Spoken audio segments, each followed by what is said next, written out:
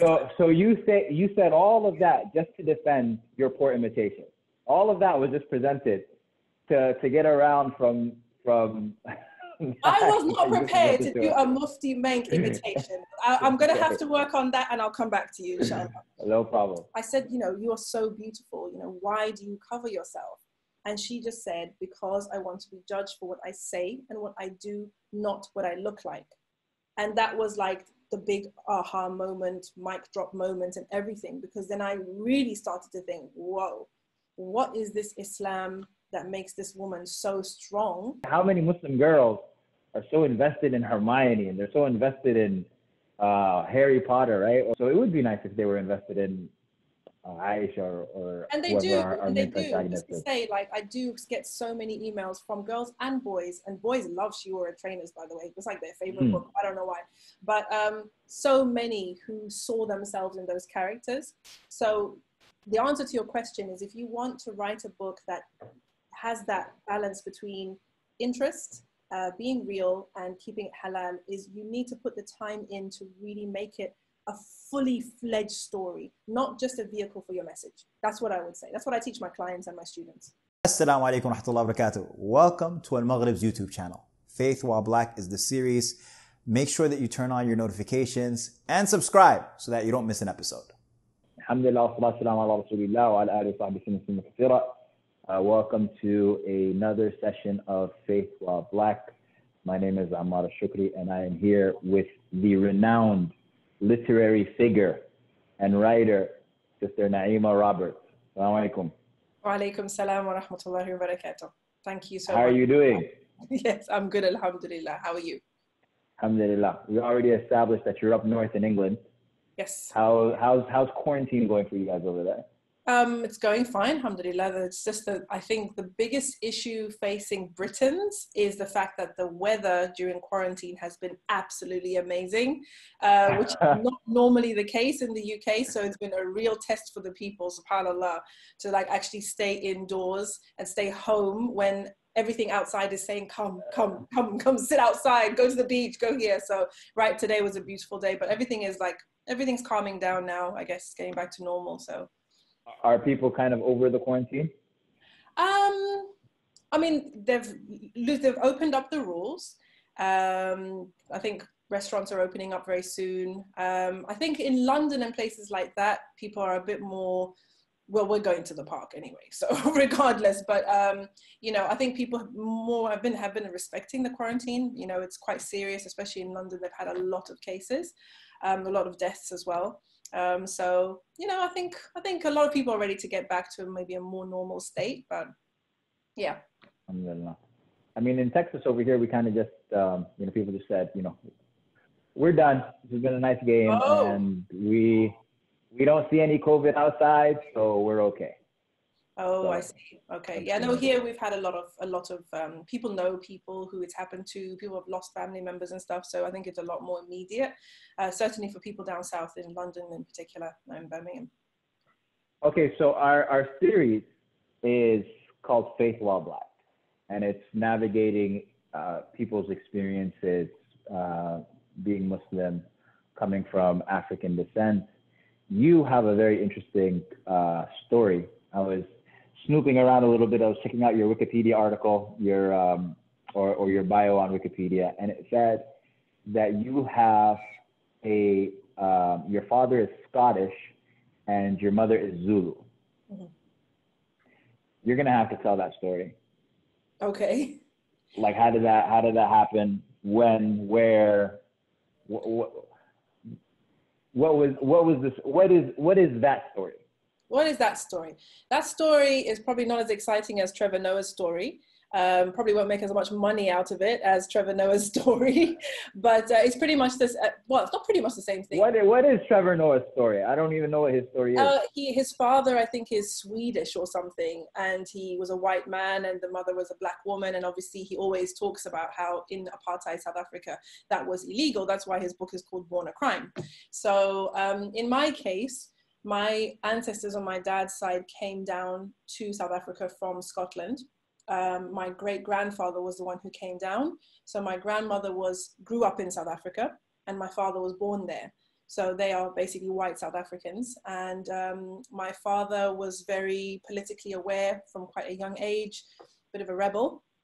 And he got into kind of anti-apartheid politics, anti-apartheid theatre, etc. And then he met my mum at a party, and the rest is history, basically. And as a result of that, that's the reason I was actually born in Leeds, because it was illegal for black and white to marry under apartheid laws in South Africa. So they had to. So are you then? Do you consider yourself you're South African then? I am South African, but whenever people ask me, I always say I'm Zimbabwean because I grew up in Zimbabwe. So culturally, I feel more Zimbabwean, but actually, officially, I have a British passport and my parents are South African. So when I'm in South Africa, I'm South African. When I'm in the UK, I'm from Leeds. So I've got the kind of the cross, the cross appeal. And when you're in Zimbabwe, I'm Zimbabwean, of course, 100%. So that's really interesting because so when you're in South Africa, are you able to navigate as a native, or do people kind of pick up you're not from here? Oh no, they'll pick up. In Zimbabwe, I can pass for a native much more so, aside from the niqab and everything. But you know, that's my home. I know it. Whereas South Africa I've never lived there for any significant amount of time. But I think the Muslims in particular, they do recognize me as a South African Muslim. So you know, they like to kind of claim that because I am South African. But culturally, socially, you know, I didn't grow up there, so you know, I don't have that. Yeah. And do you still have relatives in Scotland? No, we don't. Assalamu alaikum wa rahmatullahi wa barakatuh. I hope you're enjoying the Faith While Black Conversations. It's a series sponsored by Deeper Roots, the History of Islam in Americas, taught by Dr. Abdullah Hakim Quick. You can find out more about the course at www.almaghrib.online. Now back to the program. Okay. So then we have a very interesting point, of course, is also Zimbabwe itself. So Zimbabwe, the only thing that Muslims know about Zimbabwe is obviously Mufti Menk. That's pretty much it. Yeah. And you don't seem to have the same accent that he has. Obviously, you've got more of a British accent. You've got a kind of distinct African accent. Yes, yeah. Yeah. So when you're in Zimbabwe itself, are you able to navigate, having spent so much of your life in the UK now? Do you feel, or do they as well pick up on a sense of foreignness? I think when you go home, if it's truly home, you go home. It's almost like you go back in time. So a lot of things that I don't enjoy in the UK, for example, that I enjoyed when I was young, when I go back to Zimbabwe, I want those things again, you know? Like there's a special drink that we grew up drinking called cherry plum. What is it? It's called cherry plum. Yeah, and it's this mad drink, fizzy drink, very bad for you. And it's a deep purple color. Never found it anywhere else. I don't even drink soda when I'm in the UK. I haven't drunk soda for years. But if I go back to Zimbabwe, I have to have some cherry plums. Just that's how it is. Probably my accent changes slightly, although, you know, Mufti's accent is a very specific type of, you know, he's from the Indian group of people in Zimbabwe. So they, you know, they talk like that, you know, they've got the Zimbabwean accent like that.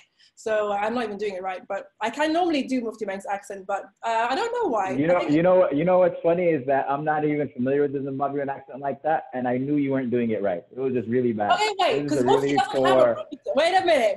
Okay, let's just cut this one. Mufti's accent is not a Zimbabwean accent. It's an Indian Zimbabwean accent. So they're different types. Yeah, but of course, because it comes from the original language that the people spoke. So a Shona accent is completely different to how Mufti speaks. Mufti doesn't speak that way because he speaks another language. It's just like it's a version of the English that they speak. But that's very, very deep. That's some deep stuff. We'll have to talk about it with him next time. So you said all of that just to defend your poor imitation. All of that was just presented to get around from I was not prepared to do a Mufti Menk imitation. I'm going to have to work on that, and I'll come back to you, inshallah. No problem. But speaking of Zimbabwe does feel like a very multicultural, you know, you're talking about Indians, you're talking about Africans. You have so many different groups in that country. what was your experience with regards to, and you're multi-ethnic yourself, even just as one individual. What was your experience with regards to, on this topic of prejudice and multiculturalism and racism and all of, these dynamics within multicultural societies? Zimbabwe versus your experience in the UK. How are they similar and how are they different? Well, I would say, firstly, we went to Zimbabwe about 6 years after independence. So the country had transitioned out of white rule into. So what year was that? That's 86. Around what time period? No, it was 84. Sorry, it's 84. I was 6 years old. So that's completely giving my age away, but that's fine. But that's how I remember it. But because I was in grade 2 and it was 1984, I believe. And so the country was still very young. Obviously, the majority population is Black Zimbabwean, whether they're Shona or Ndebele. And so the country is very Black. I don't know where the multicultural thing comes from. The country is a very African country. And then there are pockets of, there were a few white people that stayed. Then there were pockets of Indians. And then there was a mixed race population. And in Southern Africa, mixed race people were given their own designation. So they're not considered Black like they are in the States. They call them colored, right? And that means anyone who's mixed, they are classified as colored. So under the colonial regime, they were given special privileges.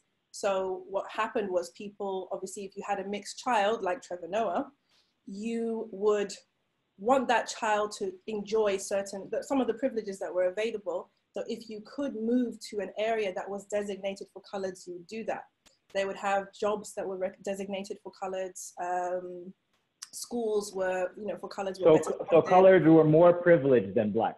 Yeah. Basically, how the colonial system works is white on top, Indian and colored more or less equal, and then under that was Black. And they the whole system is built to keep all those groups separate in every way, and also to give some advantages over others.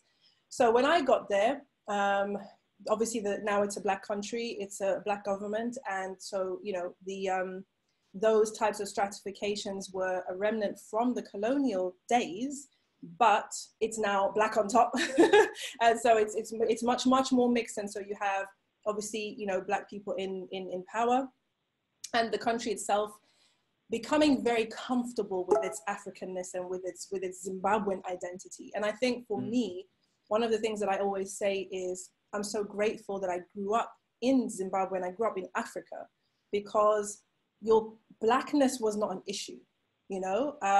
Being African, being Zimbabwean, it's just not an issue. We had other things to worry about, like, were we going to get money to go to the shops to get sweets or not? We had other things to worry about than, how we might be perceived because we're Black. And even at the time, I was told actually to my face by Black students that, well, you're not Black, you're 50-50, you're a half caste. Yeah. So that was the first time that I kind of realized that, oh, so you don't see me as one of you. So I went to my Black mother and was very upset. And I said, look, this is what the girls have said to me. And my mom said, you're not a 50-50, because that's what they had called me, a 50-50. You're just a 50-50. Yeah. And so I went to my mother and she said to me, you're not 50-50 anything, you are 100% you. But I grew up in a house. That's that mama wisdom. Alhamdulillah. But I grew up in a house where my father, although he's white, he's actually very African in so many ways, in terms of his value systems, his principles, his allegiances. So being African was just, that's who we were, and I see the difference when I came to the UK and I saw Black people who had grown up in the UK and the types of issues that they had and the types of experiences they had. And I would always say, I'm so glad I grew up in Zimbabwe, because it's like we were free to breathe, that's what it feels like. It's like we were just free to breathe and just be, whereas there's so much constriction here. So you said Blackness wasn't an issue in Zimbabwe. The billboards that you saw, were they white people or Black people? Black people, of course. You say it's of course, but I'm amazed. In Sudan, where I'm from, the billboards are, whether it's a barber shop or anything like that, it'll be white people, even though the country very black. Yeah, it'll be like Brad Pitt on the cover of the on top of the barbershop. It'll be Brad Pitt, Ludacris, and Craig David and Tom Cruise. It's just like, what is this mix? But there are no white people in Sudan. There's not that many. So the first time I went to Kenya, that's where I was in an African country where I saw all of the advertisements, Coca-Cola, Colgate, everything. It was people who are actually representative of the country. Yeah. I don't know what's Zimbabwe is like that as well. Yeah. I don't know what's happening in Sudan, to be honest. Maybe it's the Hollywood connection. I don't know. But no, for us, you know, the billboards, everybody was black. It's just, yeah, it was completely different. And also not what you maybe see now where it's like a whitened version or a light-skinned black person. No, they were black, dark, like, proper from the country. And it was, you know, I remember when I was growing up, natural hair, even though perms and stuff were fashionable, natural hair and the natural beauty of the people themselves, that's what they celebrated in the media, which is interesting because the advertising industry was actually run by white people.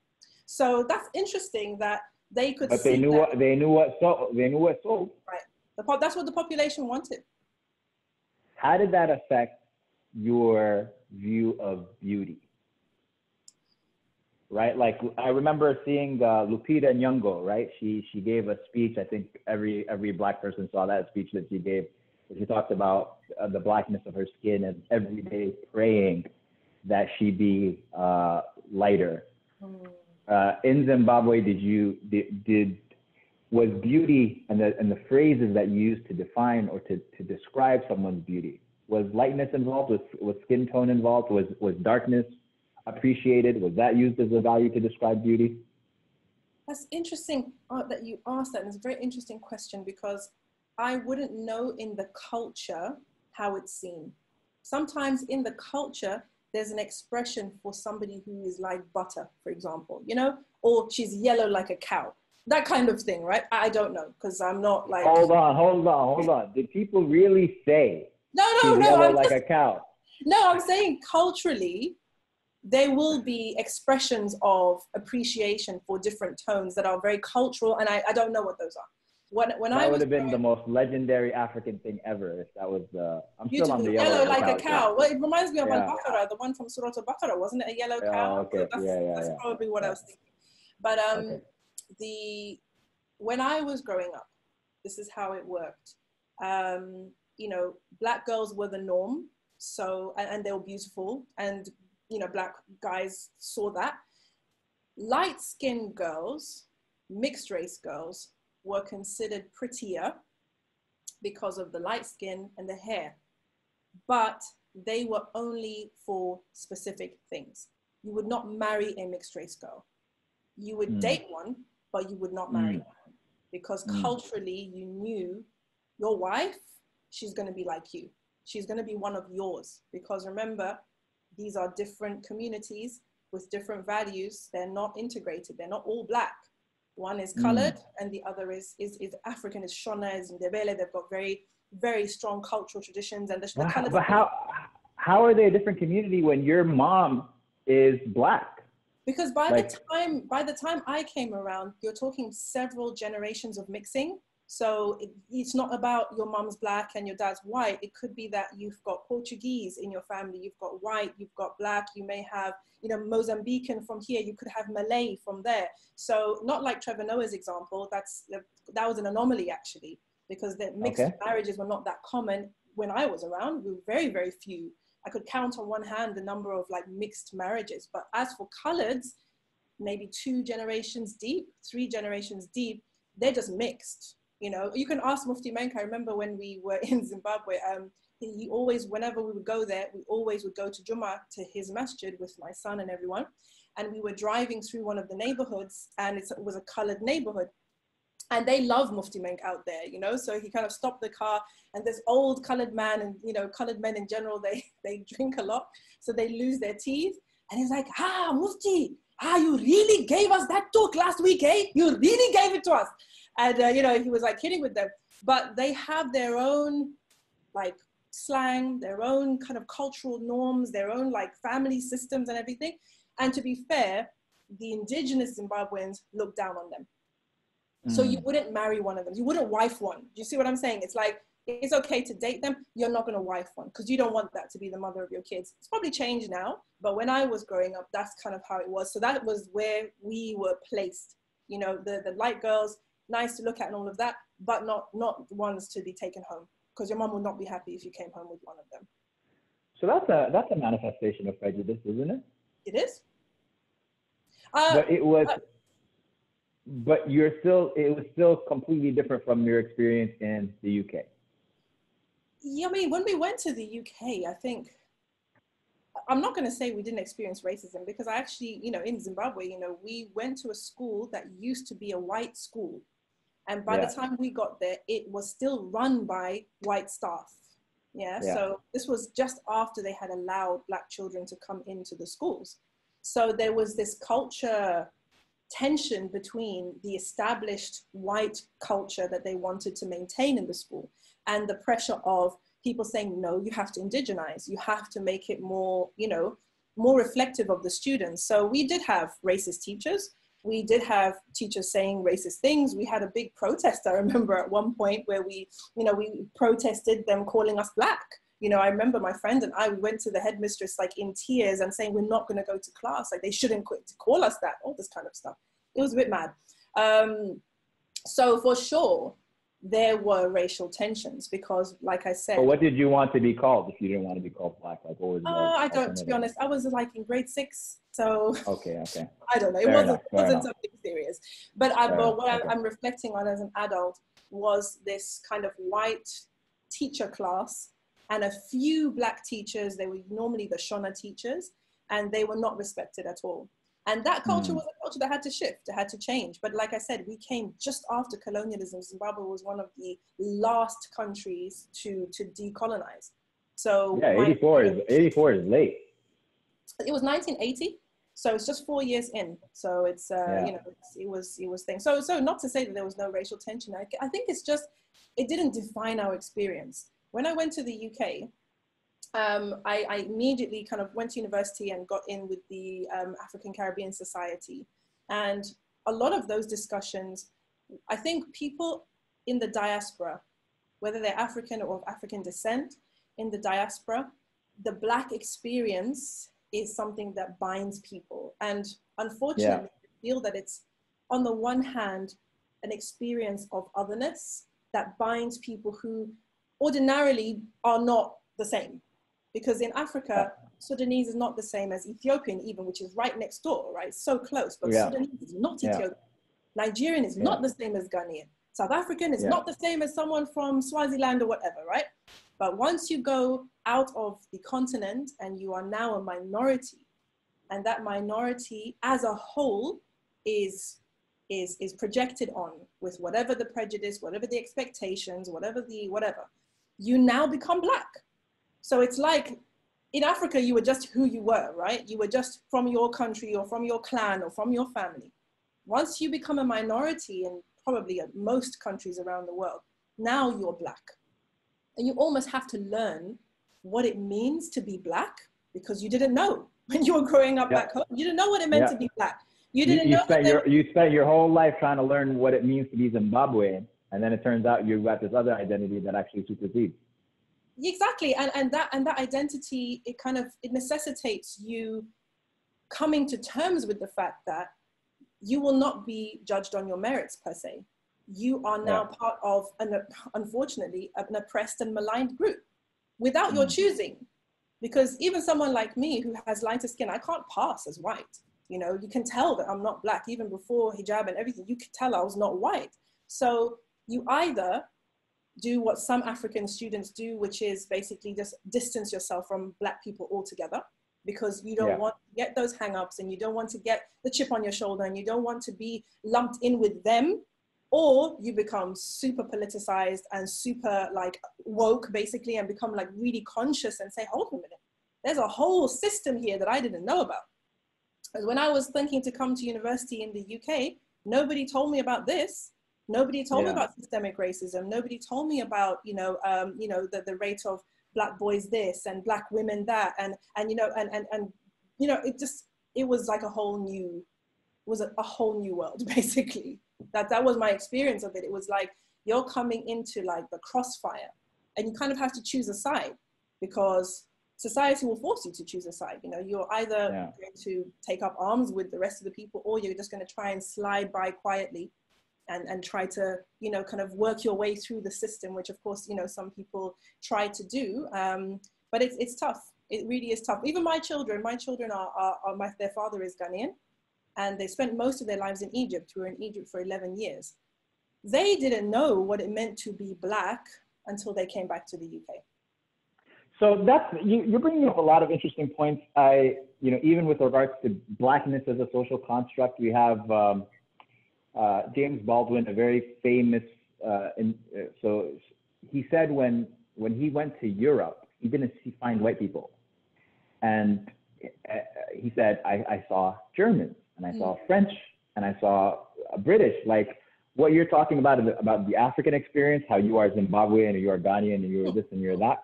And then you became Black.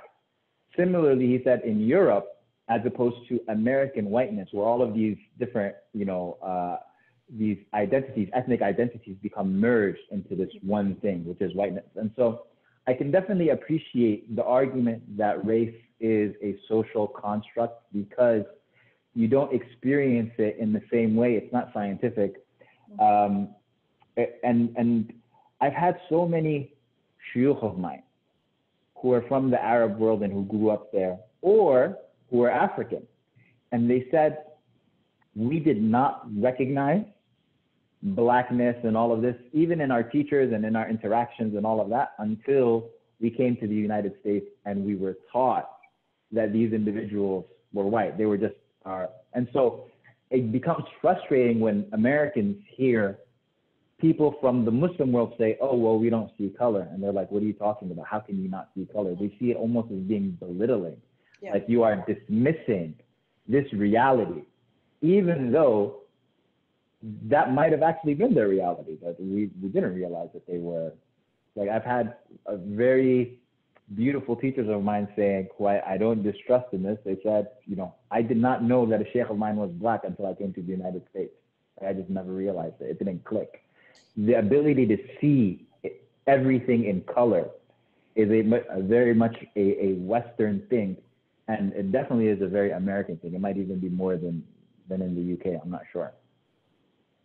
That's a really, really interesting point, especially about, you know, not seeing race or not seeing color. And I think, you know, the way that we discuss racism today is so colored by the American experience. I think the American experience of race and racism dominates the world conversation. I think there is probably aspects of racism or prejudice everywhere. And again, you know, even to kind of segue off your point, you know, things like white privilege, for example, that's obviously been spoken about a lot.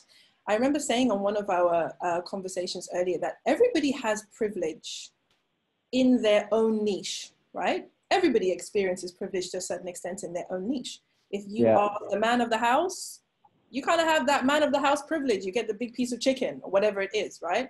If, you know, if you're a sheikh, you have a certain privilege. As a woman in niqab, I enjoy certain privileges in certain spaces. What are those privileges? Educate us. What are those privileges of being a niqabi? I'll explain. In some Islamic environments, I'll be honest, men are more comfortable with referring to or inviting in a woman who is covered. That's just it. Either they believe Islamically that's what all women should be doing, or they feel it's less of a fitna, or they just feel like, you know, this is a safe way, like a safe way of including women in the conversation. So in certain spaces, I know that I have privilege as a niqabi, or they like have extra deference, you know, extra respect, extra like, mashallah, mashallah, mashallah, Egypt was a bit like that, certain parts of Egypt. However, I can go to other spaces, and in those spaces, I am underprivileged. Like I don't get the privilege because I'm wearing the niqab. In those spaces where they don't appreciate that, or they see niqab as being a sign of being, you know, like backwards or radical, or that it's just not the look that they're looking for, you know, there will be spaces where I don't enjoy that privilege. So, and I was saying this to my sons, for example, if you boys go to the hood, you're not going to get a piece because you don't, you're black, but you're not from the hood.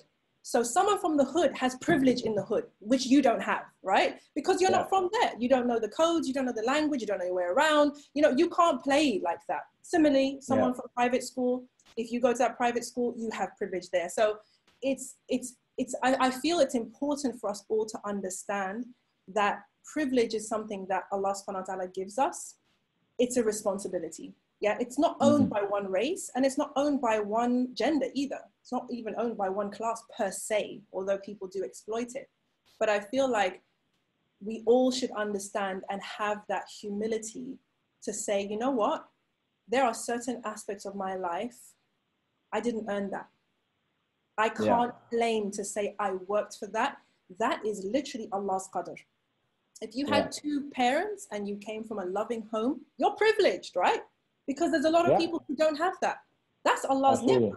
That's Allah's ni'mah. You didn't earn that. You didn't do anything for that. You know, if you met somebody who opened the door for you to get into a particular institution, that's a privilege you now have, and it's a ni'mah from Allah. So that element of understanding firstly that it's from Allah, and having the humility with that and the sense of responsibility that that gives you, acknowledging that, wow, he didn't have to bless me with this, but he did. Now, what does he want me to do with it? So if I have money, I'm privileged, yes. But I must acknowledge firstly that, you know what, I am privileged, I'm blessed. Now, what does Allah subhanahu wa ta'ala that's just part of gratitude to Allah subhanahu wa ta'ala. Exactly. And what does he expect us to do with it? You know, that's the important part. What does he expect us to do with it? What does he want from us? What's the lesson that we have to learn? And what is our work in this world as a result of this privilege that we've had? Which has kind of gone off the topic completely, but I just wanted to share that. That's okay. That's okay. We can go on to whatever topics we want. I'm in control of the record button, so we're good to go. Okay. But I want to come back to, so your particular story. I'm coming back to the Wikipedia article. I actually just want to read it. It said, over the Christmas holiday that same year, Robert traveled to Muslim Africa, to Guinea, where she would find that as someone still steeped in the ideas of black nationalism, these Muslims appealed to my own African identity and my sense of black pride. How did Islam, this is the same year that you accepted Islam? Yeah. You accepted Islam in Egypt? No, actually I didn't. I went to Egypt, started thinking about this. No, hold on, wait. What's the order of this? I wrote a whole book about this and I can't remember. So you go to the UK, you're studying in the UK in London. Yeah. Then I go to Egypt for a festival. And you go to Egypt for what? For a festival. Okay. While I'm there, I kind of came face to face with Muslims and women in hijab, and I started questioning a lot of things. And then when I went home, I started reading the Quran, the article says that specifically you saw a beautiful woman who was wearing hijab. Yeah, I did, mashallah. Because you know what? I've written about this in my book and I've said it so many times. That's why I'm trying to like gloss over it. But I saw this woman and she just had that noor on her face. And I had been wrestling with this idea of the niqab like for about 3 or 4 days. Not the niqab, sorry, the hijab. For about 3 or 4 days. And when I finally saw her. And this is before you even accepted Islam. You were wrestling with the idea of covering. Yeah, because I went to Egypt and I was shocked and appalled by the women wearing hijab. Like I was really upset by it. And that's when I say I was wrestling with it. I was like, how can they do this? Why do their men make them do that? How can they allow this? All of these things. And then when I met her, I said, you know, you are so beautiful. You know, why do you cover yourself? And she just said, because I want to be judged for what I say and what I do, not what I look like. And that was like the big aha moment, mic drop moment and everything, because then I really started to think, whoa, what is this Islam that makes this woman so strong that she doesn't need all that stuff that the rest of us, you know, we've been brought up to crave and to need the approval and the appreciation and all of that. So that's when I really started looking into Islam more seriously. So when I went home, I was reading the Quran, I gave up pork, I gave up alcohol, no more partying and stuff like that. But I was not ready to become a Muslim because as far as I was concerned, I had my life planned out and I didn't want Islam messing with my plans. And also I didn't want to become an Arab or an Asian. And I thought that's what was going to happen. And of course, I was coming from this Black nationalist thinking, and also the organization. And I just didn't want to assimilate into what I saw as Muslim culture. So when a friend of mine said, well, there are African countries that are, Muslim majority, so what's the deal with that? So I said, okay, I'm going to go there and see for myself. That's when I ended up going to Guinea and Senegal. And as soon, not even before I got to the country, I could see how these people were just like wholly integrated, Africanness and Islam, like it was who they were. So I just kind of got into the flow of it there. They taught me how to pray. They taught me, Fatiha and things like that. And then I took my Shahada when I got back. So I want to come back to that sentence, which is, someone still speaks in the ideas of Black nationalism. It appeals to my African identity and my sense of Black pride. How did it appeal to your, so not just you, feeling that you were accommodated as a African by Islam, but you felt like it actually appealed to what you knew of Black pride. How did it do that? I think it really was just seeing the people if anybody's ever been to an African Muslim country, they'll know what I mean. It's in the sense that the identity is there. The Africanness is there. It's not in any way, like, I didn't see it as being diluted or anything like that. It's just that they were Muslim. They weren't guests in Islam. No. Islam had taken root there and had taken root within them, and it was theirs, then that took away that objection. I realized with all of the institutions, the schools, and the scholarship, they weren't necessarily in need of actually importing anything from anywhere. No. I mean, the history of the history of Islam in Africa goes back how many years?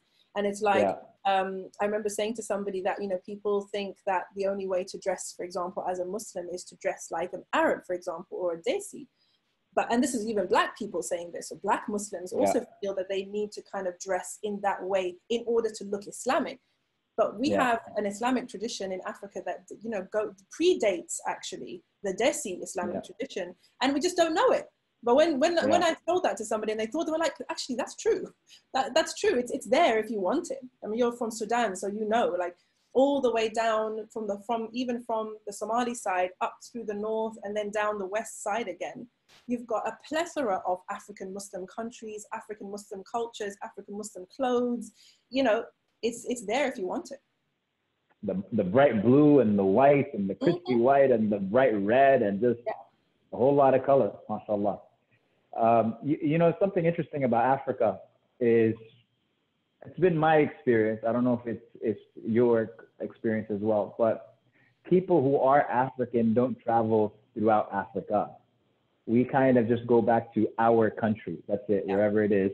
Yeah. And when it comes to actually traveling, then we'll travel throughout Europe, we'll travel through Asia, we'll travel through Latin America. And so it became, for me, even though, subhanAllah, or mashallah, Africa has, some of the most beautiful places in the world.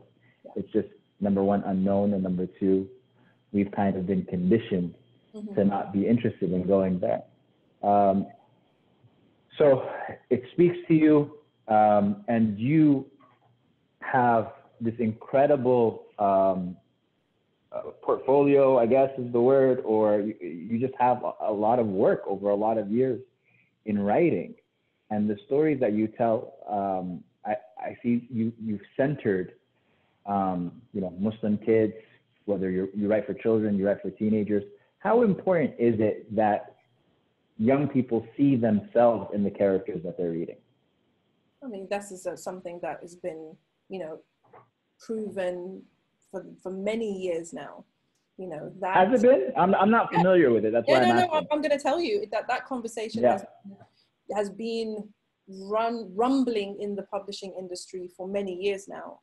Representation, the importance of representation, the importance of children being acknowledged, in the literature that they read, their families, structures, their values, their principles being reflected back to them is something that the publishing industry has come to terms with, really, and has put a lot of money behind now, which is why now you are seeing more people of color in books, more authors of color in books, and specifically also more Muslim characters, more Muslim stories being told. Because, you know, in a multicultural society, it does not make any sense whatsoever for one demographic to dominate, you know, in children's books or teen novels or anything like that. So that's a shift that's been happening for a few years now. And when I started writing, it was the beginning of that movement. As I started writing about 20 years ago, it was a long time ago. So my first publishers were like kind of breaking the mold at the time, because there really was nothing then. And my novel, my first novel, had a Somali protagonist, and it still is one of the few YA novels, young adult novels, with Somali protagonists, and at the time it was the first. But at that time, you would be counting. What does protagonist mean? The main character in the novel. Okay. So the main character is Somali. What made you go all the way to East Africa to make your main character Somali? Well, she lives in East London, so let's just say that. But it came in a dream. I went to a weekend retreat with some Somali girls. It was like a youth group, and it was my first time being with a lot of Somali girls. Very, very interesting, and a very strong energy, right? And, you know, they were wearing their clothes, and they were, you know, speaking their language and their walalos and this and that. And that night I went to sleep, and I had this dream of a story about a girl called Safiya, who's a poet, whose father comes back from the war. That's kind of all it was. And he comes back from the war? Yeah, comes back from Somalia. So the Qadr Allah, I told my agent about it. She sat me down with the publisher, and I explained my vision for the book. I said, I want to make it a YA novel, teen novel. We don't have there are no novels out there with Muslim characters, and let alone Somali characters. At the time it was true. Yeah. And alhamdulillah, I think I wrote that novel in about 6 weeks, and it's still in publication now, mashallah. But a lot of people who read that. What's the name of the book? From Somalia with Love. From Somalia with Love. Okay. Yeah. So that one is like one of my younger ones, so like maybe 13, 14-year-olds up. And, you know, a lot of people came up to me after and said, you know, sis, are you Somali? Are you Somali? And I was like, no, I'm not, but I did a lot of research, and I spent a lot of time on Somali forums at the time when I was researching the book. So that's the question, right? Is that people kind of assume, it's interesting. If it was a white character, people would assume that it's universal. Like me as a non-Somali, right, would go and pick up that book maybe, for example. But then when you say From Somalia with Love, well, I'm not Somali, so is this book for me? Yeah. Right? Yeah. And this comes back to just how deep the programming is. So can you speak to that, or has that been your experience, or have you found that the book has been appreciated by a wide variety of ethnicities and people from different backgrounds? I think that I was fortunate because my publisher was a mainstream publisher, so their main route is into libraries and schools. And obviously libraries and schools, you know, depending on the city or the town, they are very multicultural. They know their demographic. So if it's a school in London, for example, especially particular areas, they will have a huge proportion of Somali children, right? But not just Somali children, Muslim children, because the fact that the main character is Somali is incidental to the plot in a way. Because the things that she goes through are things that like all Muslim girls go through. And so there was that demographic, but then there was also the people who want to read widely, who want to read about other cultures, who want to read about other people's experiences, who ended up reading the book and who read, you know, all my other books as well, because my main characters are always people of color. It could be Asian, they could be Somali, they could be Black, they could be whatever. But that's what I write. I tell untold stories. That's what my work is. Excellent. And so, you know, you being a trailblazer in that sense, as far as I don't know too many Muslims who are practicing Muslims who are getting, you know, what do you call it, professional agencies or what have you to do massive distribution. Everybody's kind of got their own little, just, you know, Amazon link, and that's pretty much it. They're, you know, selling out of their trunk, as we would say. Is that something that you would like to see more people getting involved in from our community, as far as doing massive or mainstream distribution? And how would they go about doing that? Actually, the US is leaving the UK in the dust when it comes to Muslim representation in in publishing, in traditional publishing. There are several high-profile mainly Muslim authors, especially in the YA genre. But we have representation in the middle grade as well. But yeah, they're crushing it. I remember one sister who's actually Niqabi. She wrote a book. It's not an Islamic book. It's a fantasy. I think it's called We Hold the Flame or something like this. But it was a New York Times bestseller. So wow, I didn't know. That's great.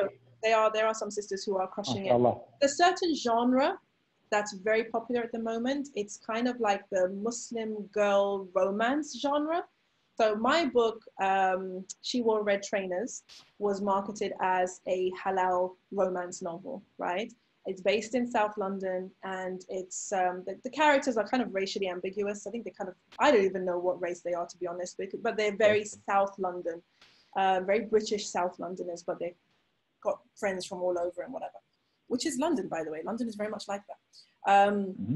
But my point is that the book was published by Cube, which is an Islamic publisher. So the book is very Islamic. It's probably my most Islamic book.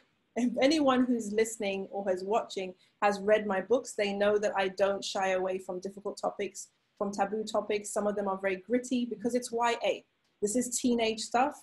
And so I write for that demographic. Whereas with She Wore Red Trainers, it's the most halal one out of them all, actually. And people don't expect that because they think, oh, boy meets girl. I didn't expect it, to be honest, because, you know, She Wore a Red Trainer, it's a Muslim romance. And this is a deliberate, obviously calculated route that you've taken where you are writing on these topics. Why did you do that? How hard is it to navigate being real versus being halal at the same time being interested? Because unfortunately, when we go the completely halal route, a lot of times, like, he went to the masjid, he saw her wali, he asked for his phone number, and that is the love story. Okay, for anybody who wants to write a halal love story, what you need to understand, and I think one of the things that's been appreciated by readers, especially for this book, is that the characters have a very complex life on their own. Because in She Wore Red Trainers, I think it's told in two voices. It's a dual narrative. So there's the boy's voice and the girl's voice. And his story and her story.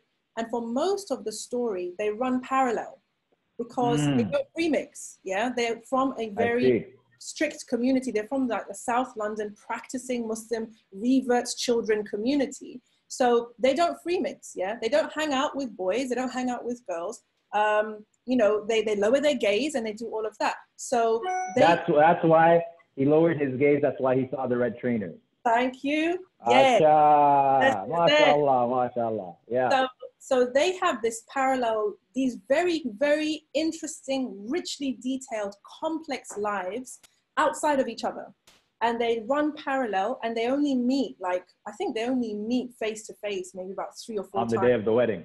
No. Okay. 3 or 4 times by chance. And then, yeah, it's like 3 or 4, 5 times by chance because they're in the same community and because I think that they have got like friends in common or like, you know, there's stuff like just community stuff like how you would expect in the masjid, right? But my point is, the reason that the story is compelling and the reason why people love that book is because the characters are fully developed outside of the love story. It's not all about this boy. It's not all about the girl. The boy, for example, has lost his mum very recently. And that was the catalyst for him, you know, basically recommitting to his Islam because before that he was just wilding, yeah. And then their father has lost a lot of money, so they have to leave their beautiful house in the countryside and come to the inner city. That's how he finds himself there. So he's having a lot of his own trying to find himself vibes. He's got a younger brother who looks up to him and, you know, wants to do everything that he's doing.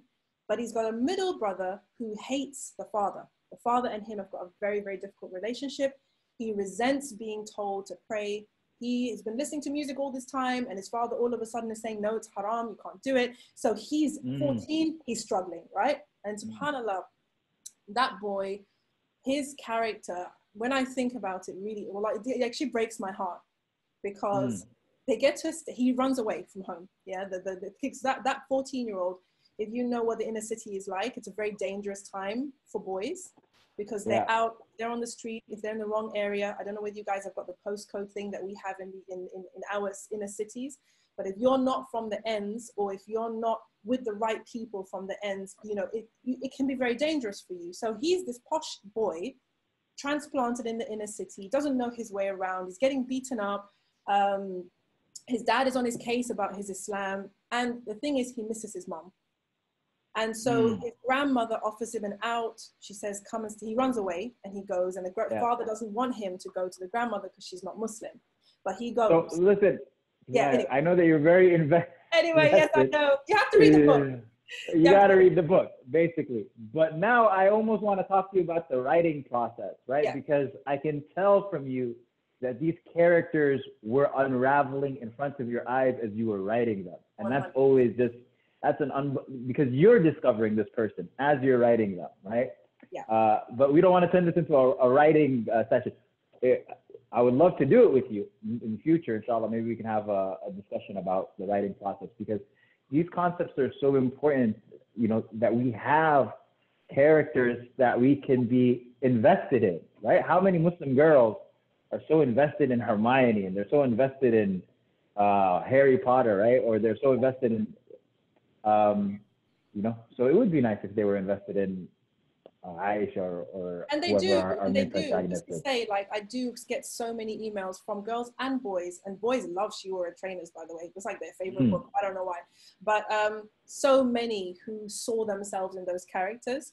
So the answer to your question is, if you want to write a book that has that balance between interest, being real, and keeping it halal, is you need to put the time in to really make it a fully fledged story, not just a vehicle for your message. That's what I would say. That's what I teach my clients and my students.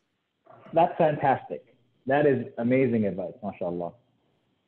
Don't just invest in your message being communicated. It can't be just, I want to teach the young people how dangerous it is to have bad friends.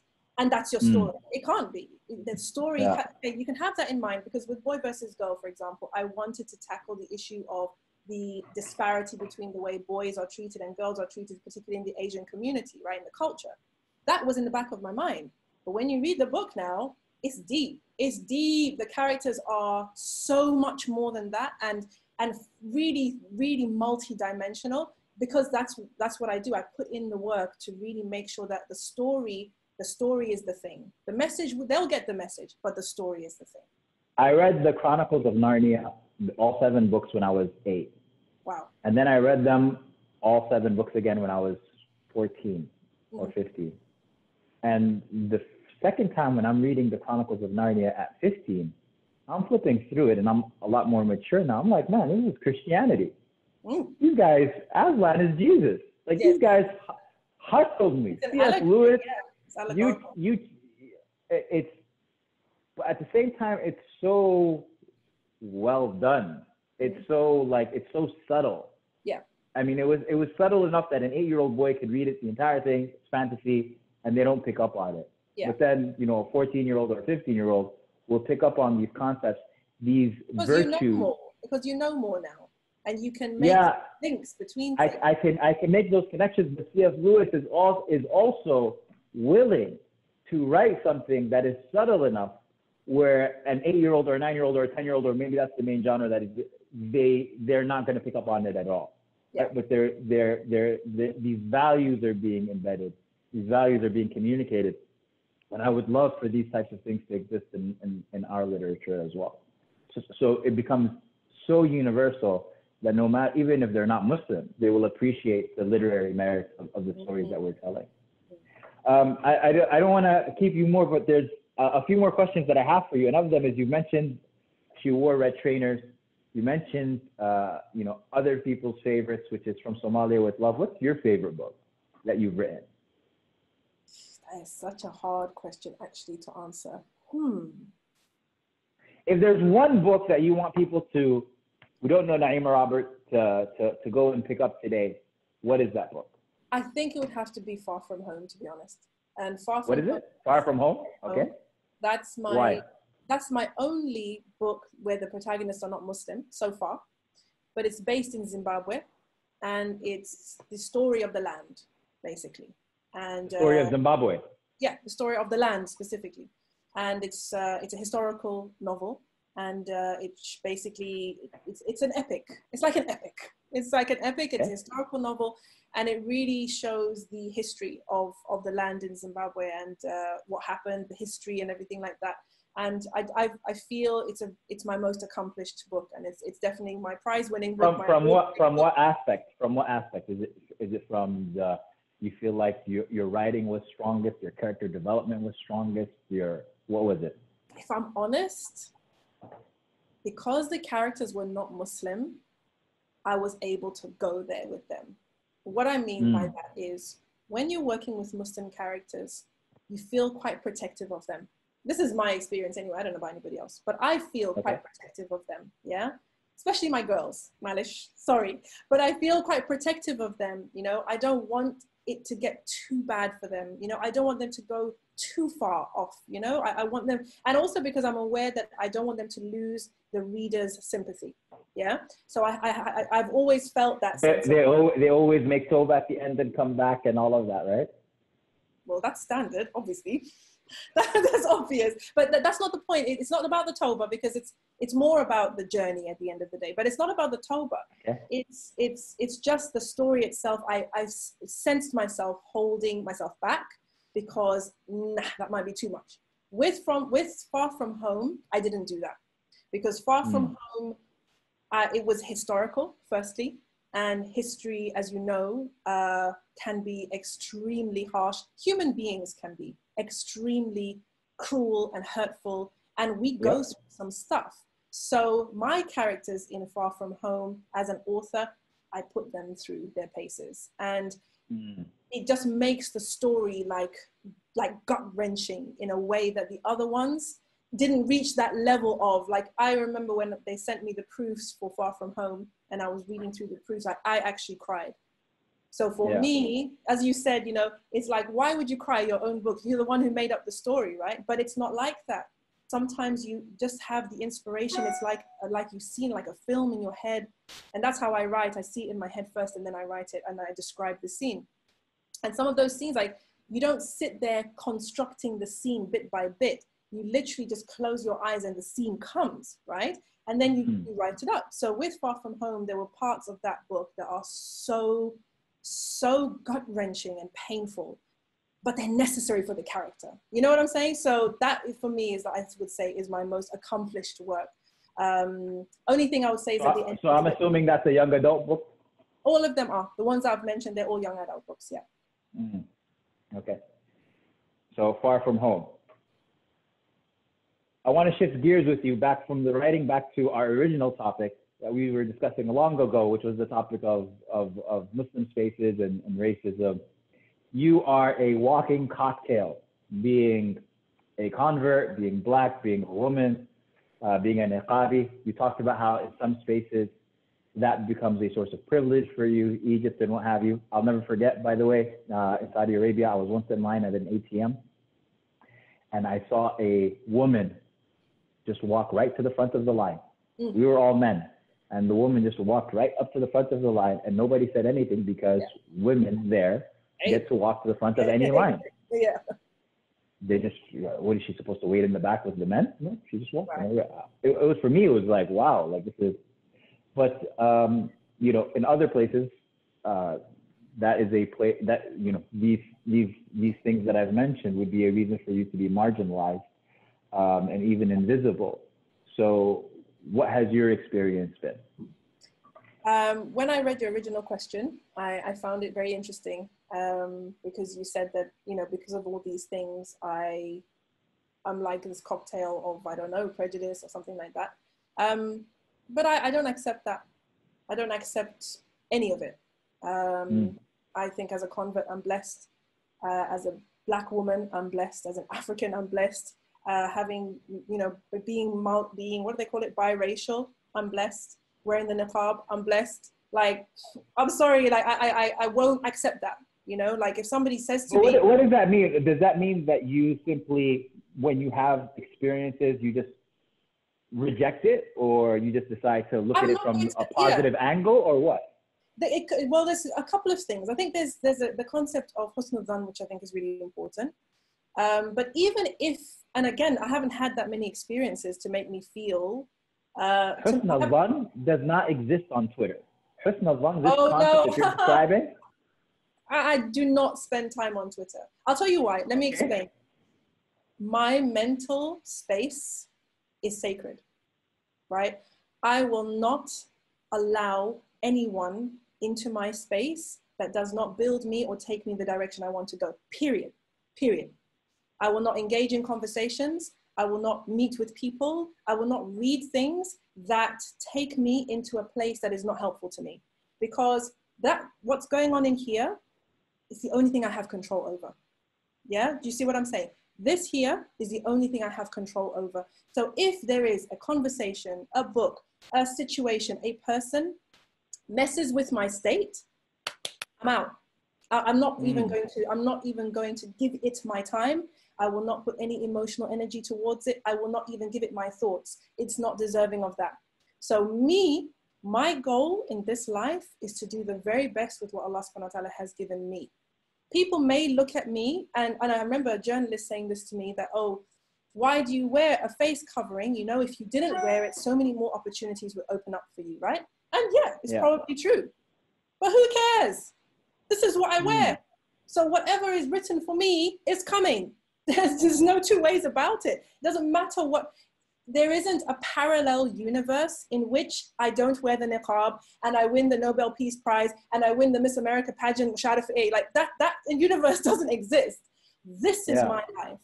And this is what I am responsible for. And that's what I choose to own. So yes, prejudice exists. Yes, people's ideas and stereotypes and all these things exist. The goal for you, don't let it mess with your head. Your head is your responsibility, and you can choose what you allow in here, the story you tell yourself, the language that you use, even the voices that you listen to. I'm sorry, I'm not going to be a victim for anyone, not on my watch. It's not going to happen. It's not going to happen at all.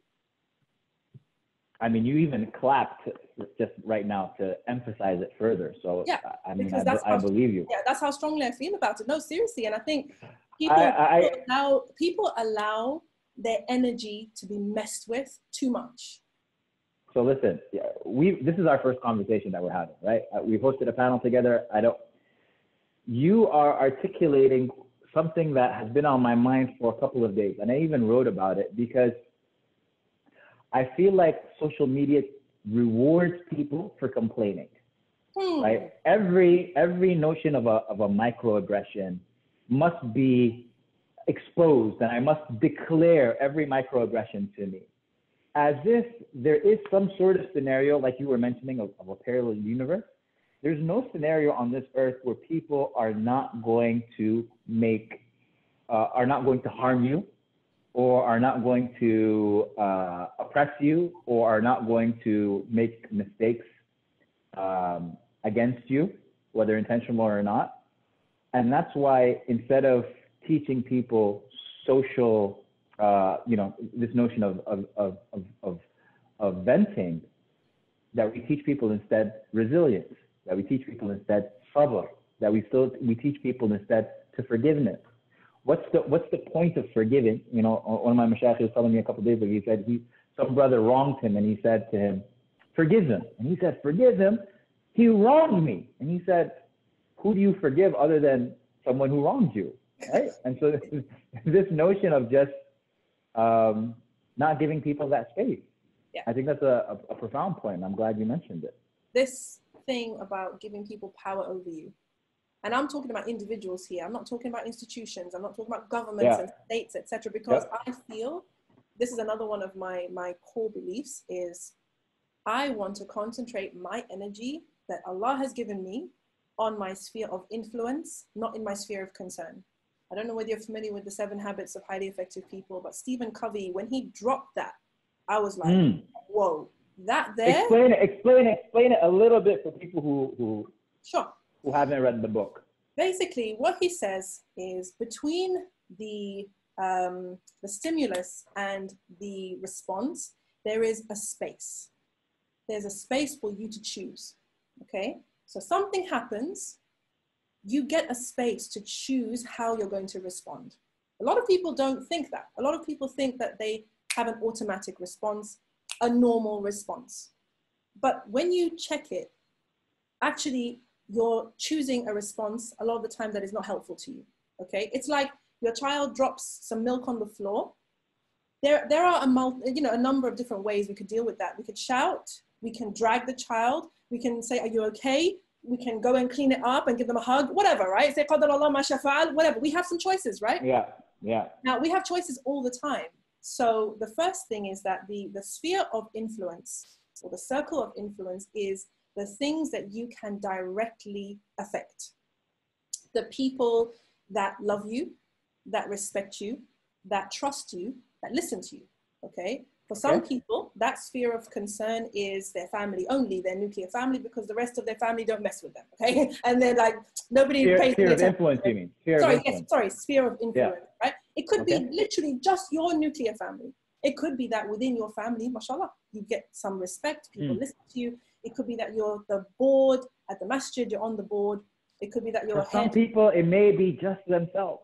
Exactly, right, but we're gonna get back to this, yeah?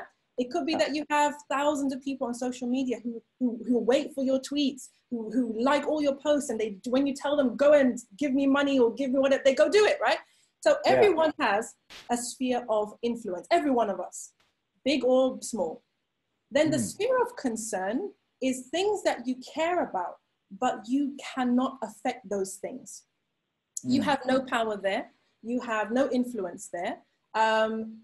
Politics, for most of us, is a sphere of concern, right? Geopolitics, climate change, all of these kind of things. For most of us, these are sphere of concern.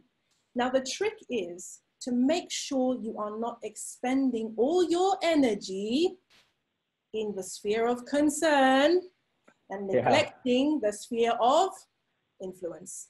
And so Twitter, keyboard warriors, people who spend too much time debating online, people who spend time watching conspiracy theory videos, people who like to argue about politics, and like whatever it is, they are spending their energy, which, let's remember, is finite. It's not infinite, You have a limited amount of energy. Allah's given you time and He's given you energy.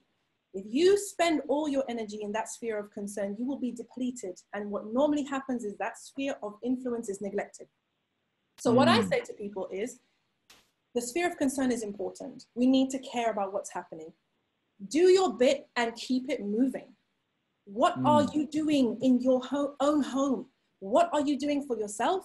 What are you doing for your children? What are you doing for the people around you? Do you know how many people spend time online, sometimes hours at a time, shouting about things, crying about things, arguing about things, but they will never volunteer at the masjid. They will never volunteer to take a youth group. They don't talk to the teenagers in their community. They may not even talk to their own kids, right? It's a trick. It's a trap of shaitan. I believe that it's a trap of shaitan. He will busy you with things that at the end of the day, Allah's not going to ask you about that. Allah's not going to ask you about those things. But He is going to ask you, and you know, and we know, He is going to ask us for sure about our flock and those who we had some kind of relationship with where we owed them something. So for me, my focus is very much on, firstly, is action for the sake of Allah. And all the rest, like the things that you're mentioning, microaggressions, all that kind of thing, I'm not interested. Like that saps my energy. If I find myself in a space which is sapping my energy, I'm out of there, because that's not helping. That's why I started the virtual salon, because the virtual salon is a place we don't come together, and we came together as a result of the killing of George Floyd and the protests. But I was very clear. We're coming together. We're not here to talk about racism in the Muslim community. We're not here to complain about things that happened to us and this happened and that happened. We are here to have a mature discussion about what's happening on the ground and what to do next, what to do further, what can we learn, what is the lesson here? Because Allah subhanahu wa ta'ala puts every single one of us in a situation for us to learn something. And if we don't learn the lesson, it's going to keep happening again and again and again until you learn the lesson. So rather than complain about your state or your situation, ask yourself, hey, what does Allah want me to learn from this situation? And B, what could be amazing about this? Where is the growth for me here? Where is the next level for me here? Even in the trials, even in the challenges, even in the injustice, how will I rise through this? Because my belief is that Allah subhanahu wa ta'ala always wants us to win. He always wants us to win. So for example, if you are a person who is wronged, has been wronged, you have some choices. You have some opportunities here that the oppressor doesn't have. You have the opportunity to return to Allah. You have the opportunity to have your dua accepted, yeah? You have the opportunity to forgive for the sake of Allah and let that go. Who won in that situation? This is real life, people. Yep. This is real life. So that was very powerful and well spoken. Jazakallah khair. I feel like I should get up and pray 2 rak'ahs after that, just for the khutbah. But, well, mashallah, it was very well. 2 things, because I want to end it, inshallah ta'ala, because I know that you're very, very tight on time as well. And I appreciate you giving us some of your time for this series. You mentioned the virtual salon. That is a project that you're working on right now. And you also mentioned that in the virtual salon, you guys are talking about what the next steps are. What should people be doing? What is one thing you think people should be doing? What are some of the conclusions of these sessions that y'all have been having? And 2, what are the projects that people should be looking out for you? Is it the virtual salon? Is that what's cooking right now in the kitchen? Or is there anything else around the corner as well that you're excited about that you want people to know? I think when it comes to the virtual salon, we talk about, like, we have a lot of things to talk about. So we started talking about, the intersection of being Black and Muslim. It was a wonderful, safe space with a lot of amazing minds in the room, alhamdulillah. And everybody brought wisdom from a different angle. And for me, having, spiritual, intellectual conversations with people, that's just life. That's just like everything. If you can do that on a regular basis, you're winning, mashallah. But last week we talked about homeschooling and whether homeschooling can be an act of resistance, especially in the post-COVID era. And so that was amazing. And then this week we're talking about sexual abuse in the community, and what parents need to know and do differently. Very specific. Because I'll just share this with you before we wrap up, inshallah. I have lately come to realize that my generation, we're the OGs. Yeah, that's what I call us, about the OGs. In that we are next in line to lead the community. So all the people that 40 plus, we're the ones who most of us were like born in the West and grew up here, and we've been trailblazing a lot of projects. We're like the pioneers of a certain level. We had the old pioneers who brought the masajid and the schools, but then a lot of the things that maybe we enjoy, like AlMaghrib, for example, a lot of the programs that are around, the products that are here, they're from our generation, right? Because I think we took the best of our Western education and then we became Islamic, and then we kind of made a fusion and did whatever.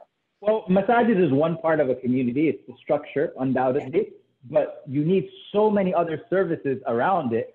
Cultural institutions, you need educational institutions, and this is for sure the challenge that the next generation up has. Yeah, and I'm very excited, but also very serious about the responsibility that our generation has to change the narrative within our communities. Because there are some things that are in our communities that date back to our parents' generation and beyond, right? Some of these isms, racism, chauvinism, sexism, casteism, classism, all of these things, right? And I really believe that our generation has the ability to change the focus and to shift things. And I think it's already happening. And so for the leaders who are now going to be taking on the leadership, to be able to speak to each other and to break bread and to come together on certain topics that are affecting the global Muslim community, for me, it's like gold. So sexual abuse, for example, sexual abuse is nothing new. Something that's been happening, gosh, I don't even know how long for, subhanAllah. But as you know, there's just been something that's erupted on Twitter as a result of, some Somali girls, I think in Minnesota, So it's come up in, you know, in people's faces, but we all know that it exists. But do we know what we should be doing differently from what our parents did? The conversations we need to be having with our boys, with our girls. Our parents never had those conversations with us. Our parents wouldn't even speak about those matters with us. Am I right? So the mechanisms that we need to institutionalize in our communities as well to protect children, undoubtedly. Exactly. So we have this amazing opportunity. I feel so blessed, subhanAllah, this amazing opportunity to actually deal with some of these issues that maybe have been, you know, a part of communities for I don't even know how many hundreds of years. But I feel that it's our responsibility to really face these issues head on and have a real conversation. What's happening on the ground? Where are we as parents falling short? Because my generation, we're the parents. You know, we are the ones whose kids are now getting married. You know, we've got the older teenage children, we've got the 20-year-olds, the 30-year-olds, not so much 30s, but, you know, ours are the next generation of adults coming up. So having those real conversations about what's happening, what do we need to do as parents? How can we do better? How can we safeguard? How can we teach our children better so that we can unravel some of these things that were passed on, you know, generationally. So virtual salon, we cover everything. We have a hijab conversation coming up the 3rd of July. Don't walk me into that conversation. Now. No, we're not going to talk about that. Okay. Go ahead. Yeah, no, we have a hijab conversation happening. Yeah, so we've got hijab conversation happening. We've got like too much stuff happening. But anyone who's interested, they can just go to my Instagram, and I'm talking about virtual salon all the time, mashallah. And as for, you know, other things that are happening, lots of TV shows, which is nice. So just YouTube channel is the best place for that. They can just search Naima B. Robert on YouTube. But they can research what? Is this a TV show you have? Naima B. Robert has all my shows. So Virtual Salon is one of my shows. We're working on a fiqh show, a fiqh discussion show, which I think is going to be amazing because we're going to be talking about all the stuff that people are dealing with right now in modern society, but do not know the fiqh of it at all. So that's going to be fun, inshallah. And I'm putting together a book show as well to showcase Muslim authors and Muslim books, inshallah. So, you know, on my socials, on the YouTube, probably the easiest way to encapsulate my work and what's happening. Excellent. Jazakallah khair. It's been a pleasure having you with us. I really appreciate you joining and shedding a lot of experience, dropping the mic on us a few times. And Allah subhanahu wa ta'ala bless you and bless your family and bless your pen and bless your footsteps. Jazakallah khair. Thank you very much. Jazakallah khair. Jazakallah khair. Assalamu alaikum. Alaikum salam wa barakatuh.